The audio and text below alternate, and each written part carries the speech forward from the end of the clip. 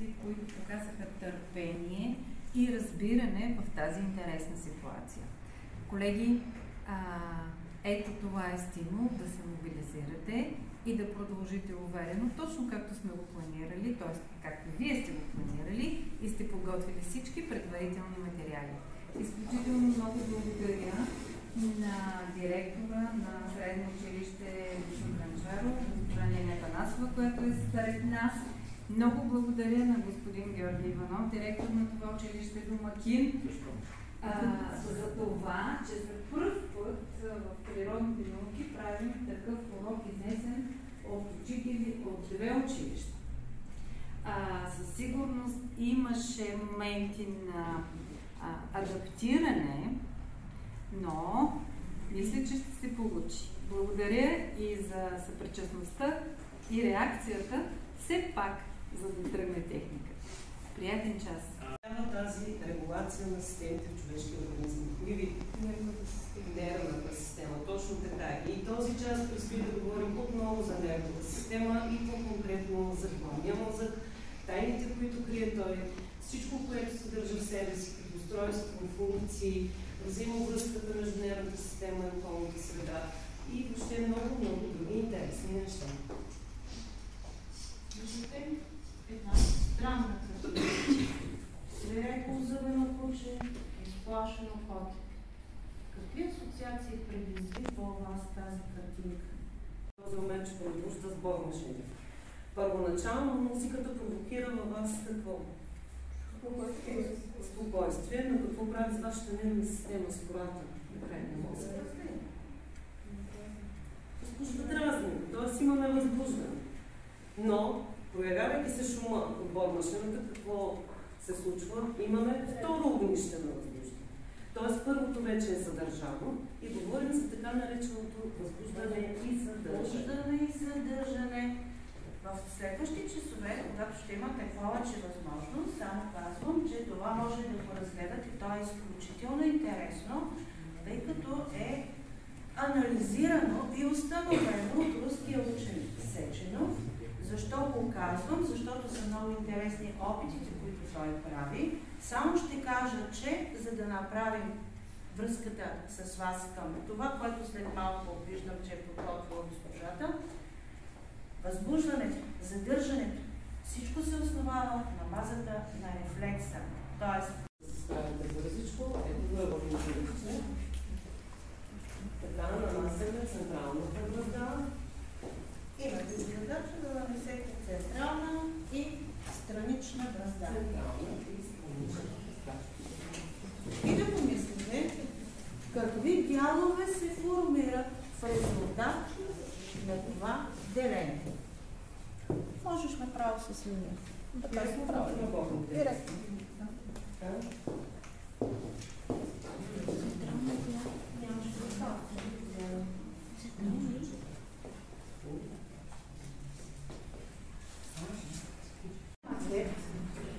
На кората на главния мозък.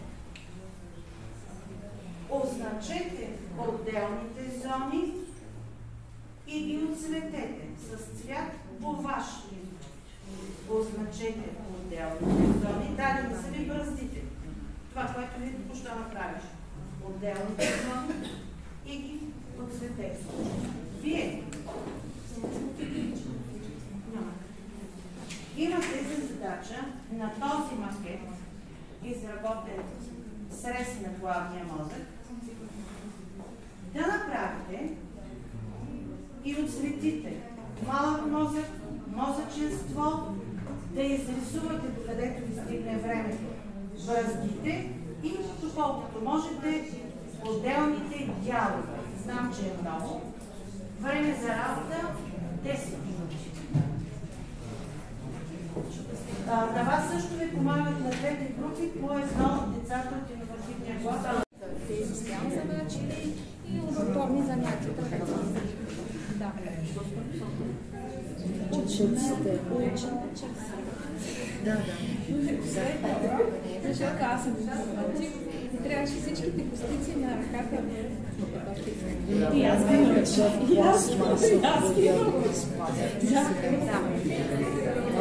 преди да продължим с останалите зони. Така. Всички сме на дискотека. На дискотека. Влизаме, виждаме различен вид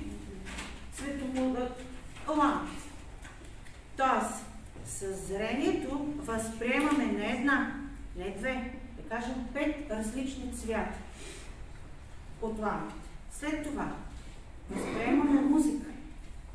След това възприемаме движение на телата в ритъма на някакъв танц. Мога ли да кажа, че информацията на вход в мозъка е различна от информацията на изход в мозъка? Аз възприемам по-отделно нещата или като цяло. Значи, мога ли да кажа, че информацията на вход е различна на изход в мозъка? Да, добре. А кой мозък е отговорен за това? Главният мозък и по-точно част от него, челния дял и основно междинния дял и кръчетата надолу на средния мозък. Които решихме да ги стесним все пак до 5, за да може да не отекчаваме аудиторията и все пак да се поберем и във времето. Наистина невероятни неща, които може би и вие не сте чували, аз лично половината не ги бях чувала. Така че стеснихме кръга до 5 любопитни факта. Деца, кой казваше, ще ни запознаят с 5 любопитни факта. Слушам първия Криси, мисля, че си ти. Около 85% от човешкия мозък се състои от вода. Това означава, че дори лекото дехидратиране може да има негативен ефект върху мозъчните функции. Добре. Второто може да съдържат половин галактика от малко компютри. Потърчи, слушам те. Мозъците не съдържат 96-100 милиарда невронни клетки, които ни пращат сигнали в мозък. Това е около половин галактика. Добре. Мозъкът създава нови неврони непрекъснато. Кой беше за този факт? Гоша, слушам. Се развива в патроната на майка си, мозъкът им представя нервно с повече 10 тези клетки неврона да се контакт. Така че с този процес се въваваш, но продължава се през целия живот на човека. Умствената работа не изморява мозъка. Нещо, което Криси. Чувството за умора е резултат от нашите емоции. Съставът на кръвта пречичаща през мозъка, но активна работа остава непременена. За разлика от кръвта на човека, който работи физическа работа, се променя значително. Добре. И мозъкът разхищава енергия беше нашия последен избор. Даниеле. Мозъкът съдържа кръвоносни съдове с обща дължина на 600 км и използва около 20% от общата енергия на тялото и третия кислород. Взаимодействието между електроните ги излежа около 25 вата електричество, достатъчно за да храни малко електричество. Това беше едно от нещата, които сега най-много ни начарава.